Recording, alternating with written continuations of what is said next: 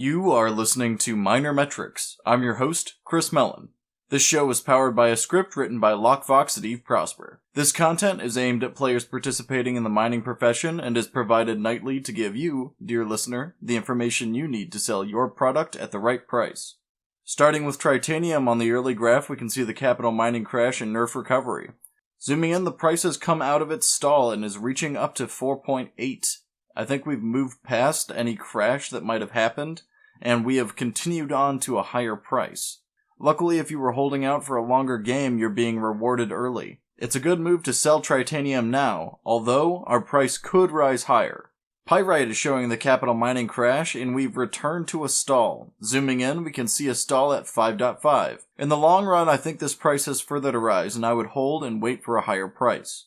Moving on to Mexilon, we can see the amazing summit that we're on. Zooming in, however, we can see the crash I've been warning about is here in earnest. The plunge has stalled out and given us some upward volatility, meaning you should get out now before the price drops further.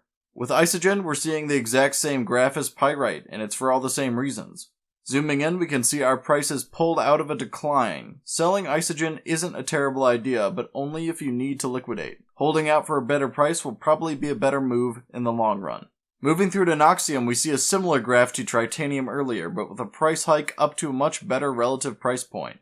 Zooming in, we can see a huge upward volatility for the sellers with a day of contraction. This is the new peak price range for this market, and I believe selling before the drop is a wise choice. Zydrene's yearly graph is looking alien with large movements in the early year, followed by a recent plummet in price. Zooming in, we can see the rapid decline we've experienced and the bounce back from that movement.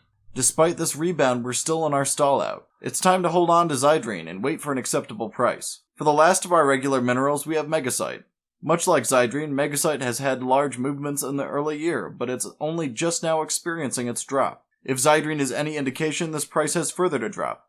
Unfortunately, this movement is so rapid I have to advocate holding your Megasite until after the drop. The rebound from this kind of movement should be significant. Lastly, Morphite's yearly graph looks incredibly stable, but zooming in, we can see we've been experiencing a long fall in price, but have come out of that. We've actually returned to 10 grand, so this is a great trading price. It's perfectly fine to sell at the moment, assuming you're not stockpiling for the next spike in price. This has been Chris Mellon for Minor Metrics. That'll do it for the show. Thank you for tuning in, and be sure to check tomorrow for another episode.